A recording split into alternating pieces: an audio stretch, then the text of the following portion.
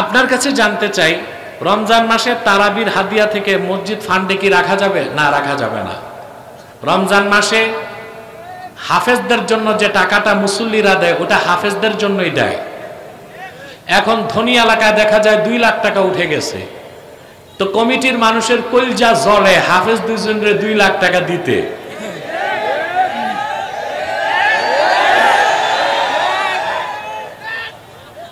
আমাদের দেশে অধিকাংশ মসজিদ কমিটিতে জায়গা পায় বেনামাজি, সুদখোর আর ঘুষখোররা, আর ওরা আলেম ওলামাকে দেখতে পারে না। কোন আলেম 2-4 লাখ টাকা তারাবি পড়ায় পাবে, এটা সহ্য হয় না, তো কৌশল করে অর্ধেকটা কেটে মসজিদ ফান্ডে রাখে।